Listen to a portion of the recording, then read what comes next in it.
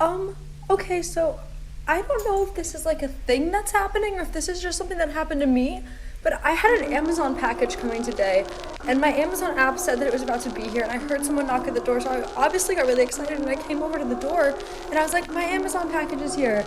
And like I was like audible, so like you could hear that I'm inside, but we don't have anything to look through the door here. So instead I walked over to the window because like I'm not gonna just open up the door, and I saw this like beat up white van like on my left because I put it on my Snapchat story, and I saw this like beat up white van. Like the person like knocked like very like charismatically at the door, so I had assumed it was the Amazon person, but I looked out the window and it was this like terrifying white van, and I was like, oh my god, I was like, is that my Amazon package? So I was like, oh, I'll just wait until they leave and then get it. But then they didn't leave, they kept knocking, so I like went and I left and I posted on my Snapchat, and then eventually I like stopped hearing the knock, and then someone else knocked again, so I came and I looked, and the real Amazon truck was here. So like who was just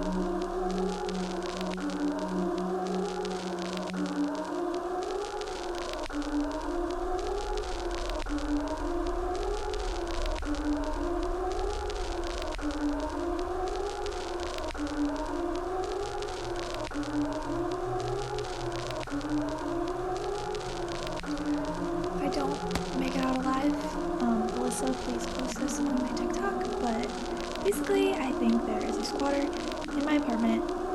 This is pepper spray, by the way. And I've thought it for a while because some of my stuff has gone missing and my friends' roommates haven't taken it, and it wasn't anything like valuable. It was a sweatshirt and my face wash. And so now I'm on Christmas break, and I heard a phone go off 2 hours ago. It wasn't my phone. It wasn't my roommate's phone because they're not home. I'm the only one here.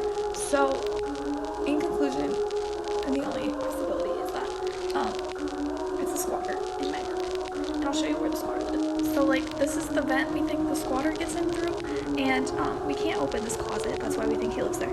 And there's a Christmas decoration on the ground that he or she obviously knocked off when he was coming into the apartment.